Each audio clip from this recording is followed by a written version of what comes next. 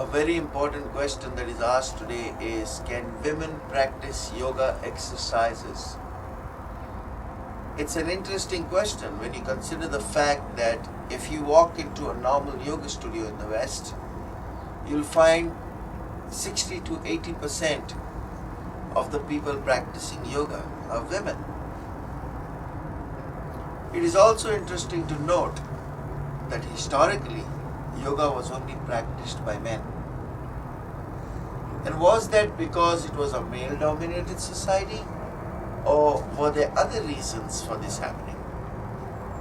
Well, let's go back. Let's go back and look at the system then. And we will find that yoga is practiced only by males. And the reasons were not just because of male domination. The reasons were because the female physiology is not conducive to the practice of yoga exercises.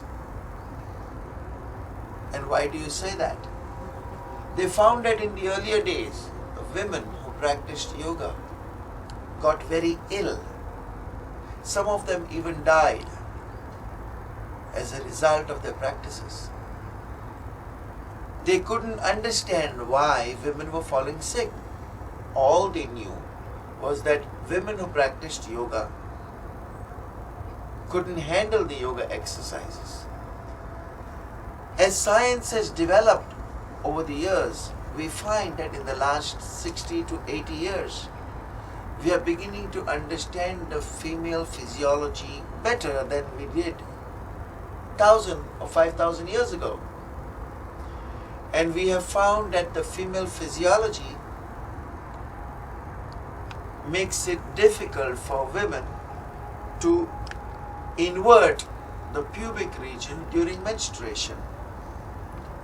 So, if a woman were to practice yoga and not have access to antibiotics, and if she were to do an inversion of the pubis during the yoga exercises, she would not be able to allow the outward flow of the menstruatory blood that comes out, and that would make her body toxic. And that toxicity, if not addressed with modern day medicine, would kill her. Now, taking that into consideration, let us look at yoga exercises, specifically yoga asanas, which have developed over the last several thousand years. The yoga asanas were created to help men to harness the libido. Now, when they harness the libido, they do it with the knowledge that we have a prostate, and the exercises are focused at accessing the prostate region and helping to reabsorb the seminal fluids, to reabsorb the sexual fluids, and by doing so, to raise the kundalini, to raise the power in the cerebrospinal fluid. These exercises are catered towards men. Now, if a woman does these exercises,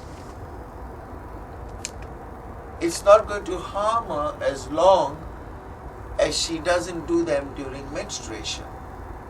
Well, I agree totally on that.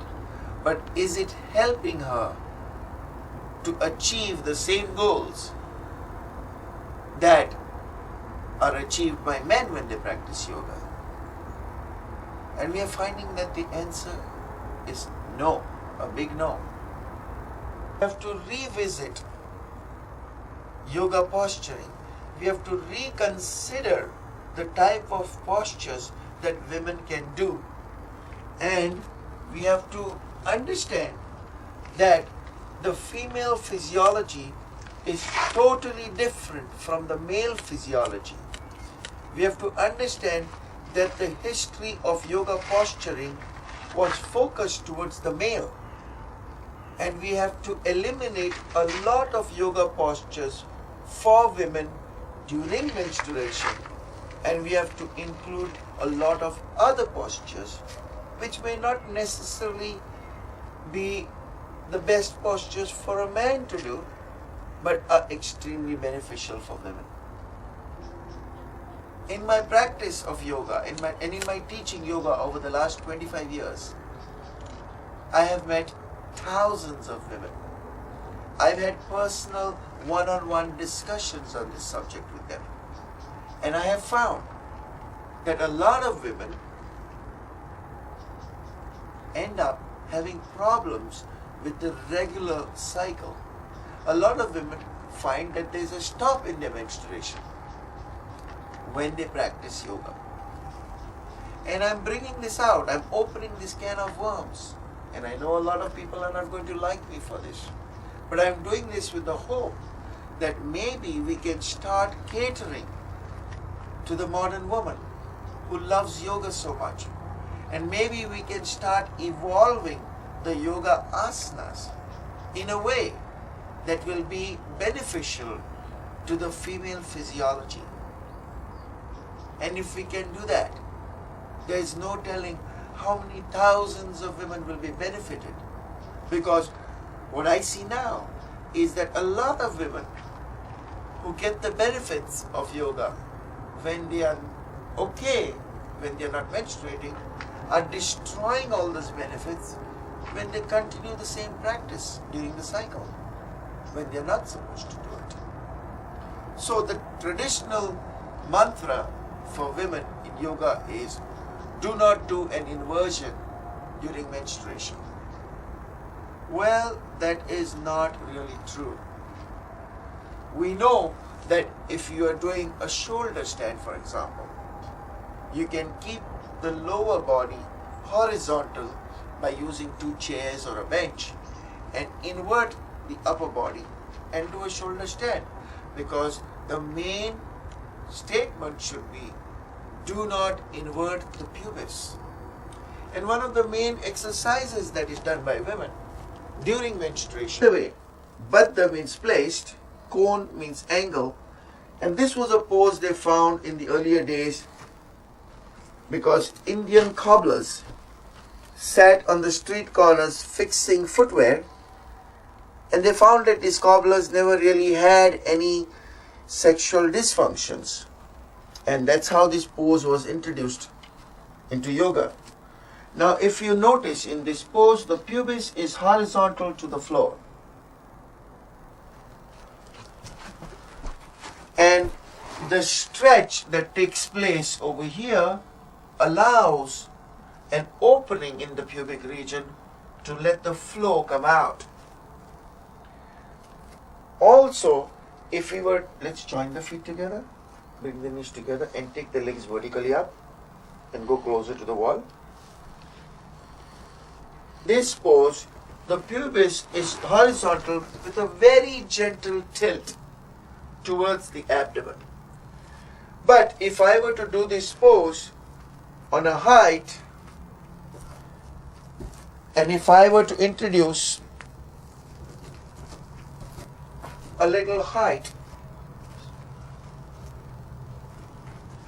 now it changes a little because there is a bigger tilt to the pubis. And that may not be very good. Very good. That did sound very good. Okay.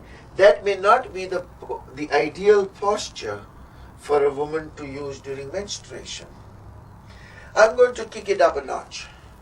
Let us revisit the yoga postures.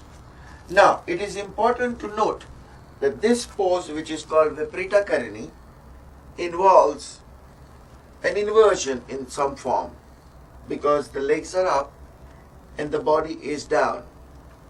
Now, if I want to do this pose, I can do it in several different ways where the physiology of the body is the same, but the relationship of the body to the external environment is different. So, one of the ways I can do it is I can do it by standing up and bending and placing my forehead on the wall.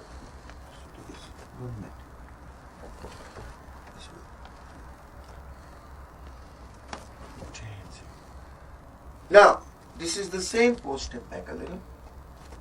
That's perfect. Yeah. This is the same pose as the previous one.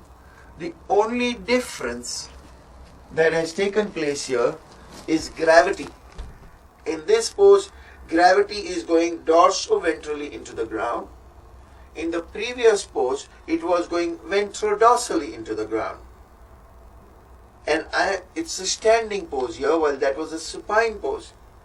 So, when I am working and dealing with the female physiology, what I need to do is, whenever I'm doing a pose which involves the inversion of the pubic region, I change my physiology in such a way that the inversion is eliminated. And by eliminating that inversion, I make sure that I am not drawing inward and upward and harming my body. There is other ways by which this pose can be done. You could stand on your head and take the feet horizontal, legs horizontal to the ground, but that would not be conducive during the menstruatory cycle. So, the pose that you would like to look at during menstruation is downward facing dog. This is a pose that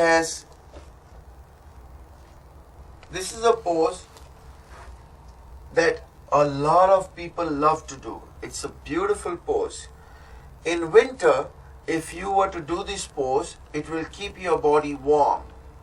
I remember doing yoga in upstate New York where the temperature was freezing, and my heat went out one day, and I did this pose and I started feeling warm. This is a warming pose.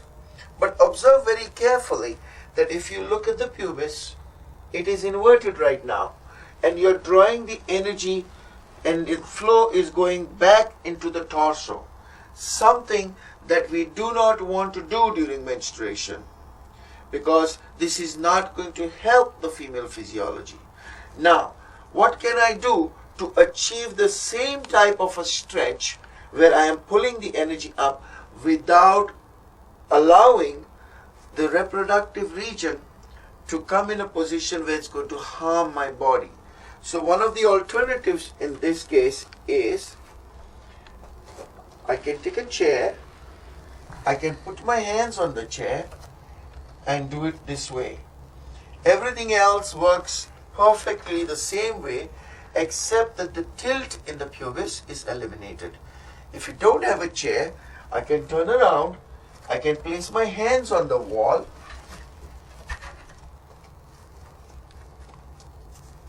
and I can do the pose this way. It may not feel the best as the downward dog, as any woman will agree, but it is definitely going to be better than doing it in the normal way when you're menstruating. No mula bandha. No mula bandha, no uddiyana bandha, because the mula bandha is connected to the uddiyana bandha. The muscles are connected. The moment you tighten and grip the anal down, the pubic region will also tighten and come out. Extremely important. And most women, they are so dedicated in their practice that it hurts to realize, it hurts to note that they're actually going backwards with the same amount of power that they're going forwards. And there is no real growth in women in yoga. We say that we should not do inversions during menstruation. Let us look at a standing posture. Toes together. If you notice, the best way to do a Tadasana is to bring your feet in like this and then push them down on the mat. Okay? We have to remember that it's not the yoga posture, but the inner dynamics that are involved in the yoga posture. What you do when you're in the yoga pose. So a proper Tadasana or a proper mountain pose involves pressurizing the bones of the feet balancing the weight between the mod of the pinky toe, mod of the big toes, and the inner and the outer heel. Now suck the calf muscles in, draw up the kneecaps, tighten the quadriceps, bring some little energy there, open this pubic region, draw the abdomen in, roll the energy from the shoulders without hyperextending the lower back, lift up both regions, and then point your fingers down, relax the throat, the tongue, don't forget. And now with a gentle smile, observe what happens. Now, what is happening in this pose is we are trying to draw inwards and upwards. In many ways, the Uddiyana Bandha. We are trying to draw inwards and upwards. Relax the hands. From here, this is not an inversion, but this is not the ideal posture to do during menstruation. Standing is okay, but the moment you start using the energy and drawing in and up, you are actually doing the same thing that you would be doing in an inversion. And this is where you will not draw any benefits if you're menstruating, but on the other hand, you will harm yourself. So, every posture has to be looked at very specifically, not only because of the position or because of the physiological relationship of the body to the environment outside, but also because of what happens internally in your body. And if internally you're drawing in and up, that is a no-no during menstruation. Because when you really look at a Tadasana, it is actually a Sirsasana or a headstand. Thank you.